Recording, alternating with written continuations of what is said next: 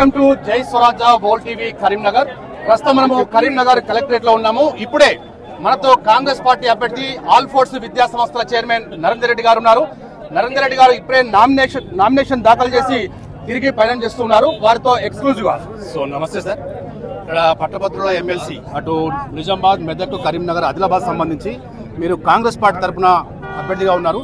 మీ గెలుపోవటం అనేది ఎలా ఉండబోతుంది అనుకుంటున్నారు? మా గెలుపు ఖచ్చితంగా మరి నిరుద్యోగులకు ఒక అండగా ఉంటుంది, ఒక కాన్ఫిడెన్స్ లెవెల్ గా ఉంటుంది. ఎందుకంటే ఇవాళ ఈ రాష్ట్ర ప్రభుత్వం ఏర్పడి 1 year అయిన సందర్భంగా సుమారు 50,000 పై చిలుకు మరి ఉద్యోగాలు ఇవ్వడం జరిగింది. మరి అనతి కాలంలోనే ఎన్నో ఉద్యోగాలకు రూపకల్పించిన ముఖ్యమంత్రి రేవంత్ రెడ్డి గారి ఆధ్వర్యంలో రాష్ట్రం చాలా ముందుకు సాగిపోతుంది. రాబోయే కొద్ది సంవత్సరాల్లో కొన్ని లక్షల ఉద్యోగాలు మరి ఖచ్చితంగా వస్తుంటాయి. మన లైబ్రరీలు, మన యూనివర్సిటీలను డెవలప్ చేయాలని టీపీసీసీ ప్రెసిడెంట్ గారు, అలాగే మంత్రివర్యులు, మరి శాసనసభ్యులు పట్టభద్రుల సేవలకి అంకితం అవుతాను. కాబట్టి మీరందరూ కూడా రాబోయే February 27న జరగబోయే ఎన్నికల్లో మరి ఈ అల్ఫోర్స్ నరేందర్ రెడ్డికి, కాంగ్రెస్ అభ్యర్థికి మొదటి ప్రాధాన్యత ఓటు వేసి గెలిపించి ఆ గెలుపును మరి బీసీ ముద్దుబిడ్డ మహేష్ అన్న గారి గెలుపుగా, అలాగే రాష్ట్ర ముఖ్యమంత్రి వర్యులు, the young and dynamic leader మరి రేవంత్ రెడ్డి అన్న గారికి, సోనియా గాంధీ గారికి ఒక గిఫ్ట్ ఇవ్వాలన్న నా కోరిక నెరవేర్చాల్సిందిగా కోరుతున్నాను. 4 జిల్లాల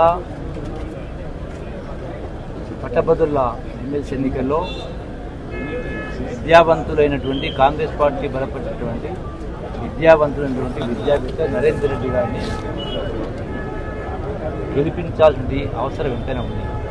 ఎందుకంటే ఒక రకంగా అభ్యర్థి పరంగా చూసినప్పుడు విద్యావేత్త, విద్యారంగాన్ని బలోపేతం చాలామందికి గ్రాడ్యుయేట్లుగా కావడానికి అవకాశాలు కల్పించి ఎంతోమందికి ఉద్యోగ అవకాశం కల్పించినటువంటి వ్యక్తి. రెండవది, ఈ ఎన్నికల్లో కాంగ్రెస్ పార్టీ అభ్యర్థి బలపరచాల్సినటువంటి చారిత్రక అవసరం ఉంది.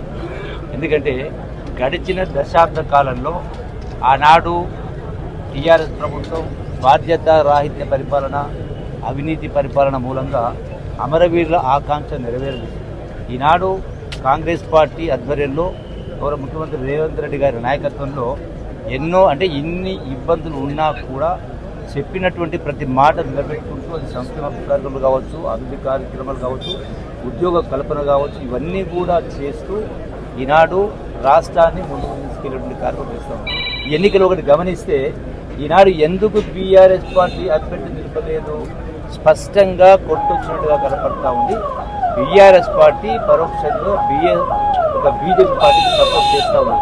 అంటే ఇదే పరాకాష్ట. ఎందుకంటే ఇంత గొప్ప గొప్ప మాటలు మాట్లాడింది, కానీ చివరికి సమస్య వచ్చిన భవిష్యత్ అయినా కాంగ్రెస్ పార్టీ శ్రీరామరక్ష. కాబట్టి ఈ ఎన్నికల్లో నరేందర్ రెడ్డి గారిని గెలిపించి తెలంగాణ రాష్ట్రం ఇచ్చినటువంటి సోనియా గాంధీ, రాహుల్ గాంధీ, ఖర్గే గారి కాంగ్రెస్ పార్టీ నాయకత్వానికి బహుమానంగా గిఫ్ట్గా ఇవ్వాల్సి ఉంటుంది. కాబట్టి యువతకు అందరికీ కూడా, ముఖ్యంగా పట్టభద్రులందరికీ కూడా నేను ప్రత్యేకంగా విజ్ఞప్తి చేస్తా ఉన్నాను. ఇవాళ కాంగ్రెస్ అభ్యర్థిగా నిలిపినటువంటి నరేందర్ రెడ్డి గారు పెద్దలందరి సమక్షంలో కలెక్టరేట్లో నామినేషన్ చేయడం జరిగింది. నేను మీ అందరికీ ఒక విషయం స్పష్టంగా చెప్పదలుచుకున్నాను. కాంగ్రెస్ పార్టీ అంటే కమిట్మెంట్. కాంగ్రెస్ పార్టీ అంటే సంక్షేమం, అభివృద్ధే కాదు, కాంగ్రెస్ పార్టీ అంటే కూడా ఉద్యోగాలు. ఇవాళ అటు టీఆర్ఎస్ పార్టీ, అటు బీజేపీ పార్టీ 10 సంవత్సరాలుగా పట్టభద్రులు కోరుకున్న ఉద్యోగాల్ని నట్టేట ముంచినటువంటి సందర్భంలో అధికారంలోకి వచ్చినటువంటి కాంగ్రెస్ పార్టీ సంవత్సరం తిరగకముందే 56,000 ఉద్యోగాలు, ప్రభుత్వ ఉద్యోగాలు ఇచ్చి మేము నిరుద్యోగులకి బాసటగా ఉంటామని స్పష్టంగా తెలియజేయడం జరిగింది. నేను మీ ద్వారా పట్టభద్రులు విజ్ఞప్తి చేస్తూ ఉన్నాను, మనకు కావలసింది ఉద్యోగాలు. ఒక పట్టభద్రులైన ప్రతి వ్యక్తి ఏదో రకంగా ఉద్యోగంతో స్థిరపడాలని కోరుకుంటాడు. ఆ కోరిక నెరవేర్చే దశగా ఇవాళ పయనం చేస్తుంది కాంగ్రెస్ పార్టీ. దానికి తార్కాణం బీఆర్ఎస్ అధికారంలో ఉన్న 10 ఏళ్ళు వాళ్ళు 50,000 ఉద్యోగాలు దాటకుంటే మేము 9 మాసాల్లో 56,000 ఉద్యోగాలు ఇచ్చి ఉన్నాం, ఇంకా కూడా ఇస్తాం. రాష్ట్రంలో న్యాయంగా ఉన్నటువంటి ఖాళీలన్నీ కూడా పూర్తి చేస్తాం. దానికి కంకణ బద్దులు ఉన్నాం మేము. పట్టభద్రులకు కావాల్సిన ఉద్యోగాలు ఇచ్చే సత్తా, స్థైర్యం ఉన్న పార్టీ కాంగ్రెస్ పార్టీ. అందుకే మీ ద్వారా నేను పట్టభద్రులు విజ్ఞప్తి చేస్తా ఉన్నాను, విద్యాపరంగా విద్యా సంస్థ నడపడమే కాకుండా ఎంతో మందికి ఉద్యోగాలు ఇచ్చినటువంటి ఘనత సాటి నరేందర్ రెడ్డి గారిని ఇక్కడ 4 జిల్లా యొక్క కాంగ్రెస్ నాయకుల కోరిక మేరకు వారు నిలపడం జరిగింది. మీ మొదటి ప్రాధాన్యత కలిగిన ఓటు వారికేసి ఉద్యోగాలు ఇస్తున్న కాంగ్రెస్ పార్టీని మరింత బలోపేతం చేయండి. తద్వారా ఇంకా ఉద్యోగాలు ఇవ్వాలన్నటువంటి కోరికని ఉన్నటువంటి పార్టీకి మీరు బలాన్ని ఇస్తే ఇంకా వేల కొద్ది ఉద్యోగాలు వచ్చే అవకాశం ఈ రాష్ట్రంలో ఉంది. ఆ దశగా రేవంత్ రెడ్డి గారి ప్రభుత్వం ప్రయత్నం చేస్తూ ఉంది. ఇదే కాకుండా భారతదేశ స్వాతంత్ర చరిత్రలో మొదటిసారి కులగణన జరిపి ఏ కులం వారు ఎంత ఉన్నారో అధికారికంగా ఒక ఎస్టాబ్లిష్మెంట్ ఇచ్చిన పార్టీ కాంగ్రెస్ పార్టీ. దేశ చరిత్రలో ఇన్నేళ్ల చరిత్రలో ఎక్కడ జరగలే. అది కూడా మనసులో పెట్టుకోవాల్సిందిగా నేను పెద్దలందరూ విజ్ఞప్తి చేస్తూ ఉన్నాను.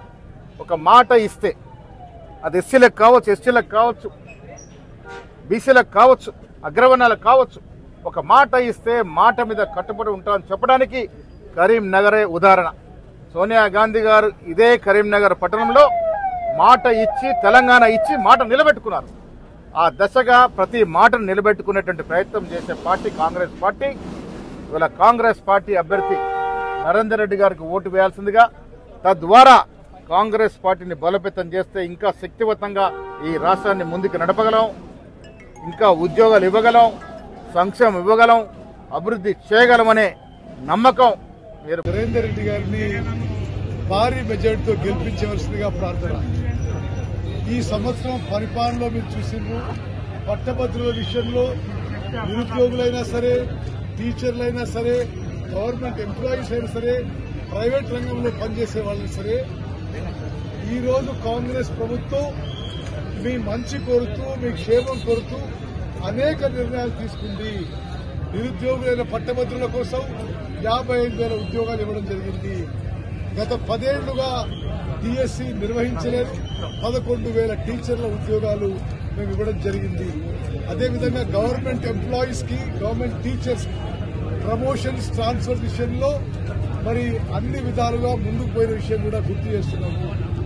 మిత్రులారా, గ్రాడ్యుయేట్స్, పట్టభద్రులు గతంలో కూడా మీరు కాంగ్రెస్ పార్టీ అభ్యర్థి జీవన్ రెడ్డి గారికి ఏ విధంగా భారీ మెజార్టీ ఇచ్చారు, అదేవిధంగా విద్యావంతుడు, విద్యా సంస్థల అధిపతి నరేందర్ రెడ్డి గారికి కూడా భారీ మెజార్టీ గెలిపించండి. శాసన మండలిలో మీ గొంతుగా ఉంటాడు. ప్రభుత్వం దగ్గర మీ అన్ని విషయాలు సమర్థవంతంగా రిప్రజెంట్ చేసే కెపాసిటీ ఉన్న వ్యక్తి నరేందర్ రెడ్డి గారిని గెలిపించవలసిందిగా విజ్ఞప్తి చేస్తున్నాము.